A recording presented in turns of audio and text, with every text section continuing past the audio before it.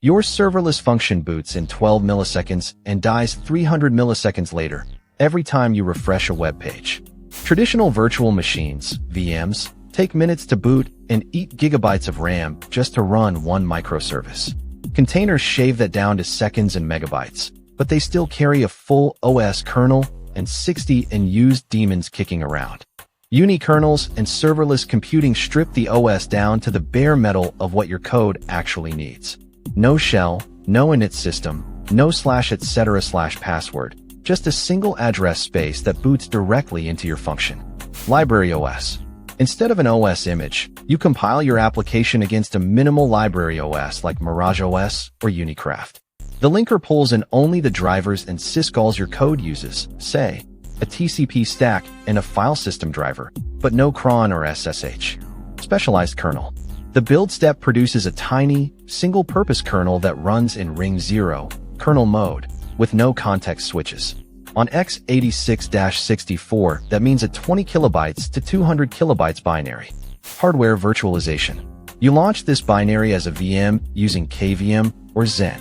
The hypervisor traps privileged instructions, but because the Unikernel has no privilege separation inside itself, traps are rare, just 2 per TCP packet versus 100 in a Linux container.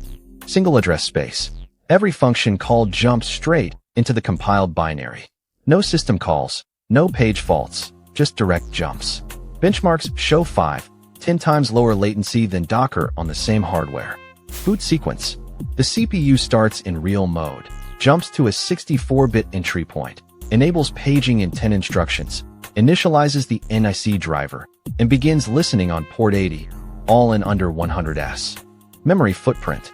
A Python Flask app in a Unikernel might use 3 megabytes RAM. The same app in a container uses 50 megabytes.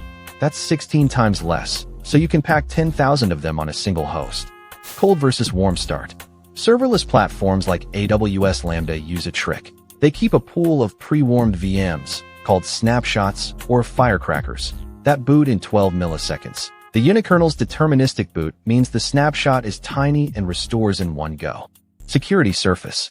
With no shell, no Setuid binaries, and no writable file system, a CV like Heartbleed can't even reach your app. There's no OpenSSL in memory to exploit. Cloudflare's Flare uses Unicraft to turn a Go worker into a 400 kilobytes VM that handles 300 gigabits per second of traffic. Each worker boots in 1.5 milliseconds, handles 1.2 million requests per second per core, and costs 1/50th of a container. The build command is a single make, and the artifact is a raw KVM image you can run on your laptop or in production. Misconception.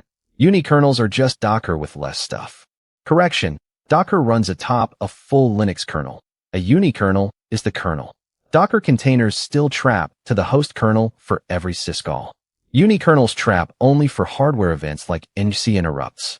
Unikernels collapse the stack from gigabytes to kilobytes by compiling the OS into the application, and serverless platforms exploit that to give you 10 milliseconds boots and 10 times the density.